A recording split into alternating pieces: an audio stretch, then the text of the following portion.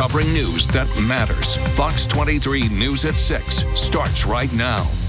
The Department of Public Safety says they are not targeting schools when it comes to deportation efforts here in Oklahoma. Thanks so much for joining us at 6. I'm Shay Razi. And I'm Rick Marinon. This comes after an announcement that the state entered into an agreement with ICE, or Immigration and Customs Enforcement, to allow state troopers to assist in their efforts. Fox 23's Devin Lyon reports from Oklahoma City, where the state agency addressed concerns about raids happening at schools.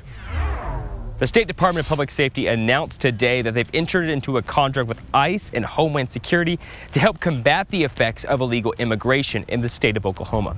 I asked Commissioner Tim Tipton what does this mean for Oklahoma's schools and to address the concerns about raids being conducted.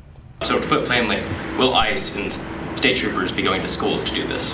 I don't have the authority to speak for ICE. I can tell you what Governor Stitt and I have said. We see no value in going into schools and trying to gain intelligence or information from students. There's literally millions of people in the country illegally, but the target that we're going after are people who are criminals who are also here illegally. So that is our focus, that public safety and national security standpoint. Commissioner Tim Tipton said in Tuesday's press conference that he cannot speak for ICE, but the state has no interest in expanding deportation efforts in schools. This answered the concern for numerous schools in Green Country where students held walkouts in protest of these rumors. Those concerns fueled by comments previously made by the state superintendent Ryan Walters, who said he wants to track the immigration status of students in Oklahoma. Our rule around illegal immigration accounting is simply that.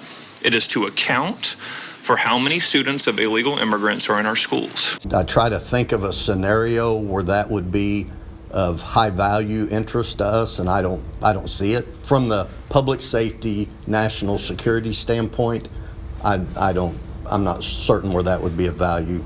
Commissioner Tipton told me with this contract between the state and ICE, the state is focused on deporting undocumented immigrants who have committed crimes while being in the country illegally. Our main focus in this entire effort is if there's somebody who's a threat to public safety in the state of Oklahoma or a national security threat, then that's who we're targeting. We're going to find those people, take them into custody, and work with ICE. The contract goes into effect today. Tim Tipton says there is about 50 state troopers and agents expected to undergo this training next week.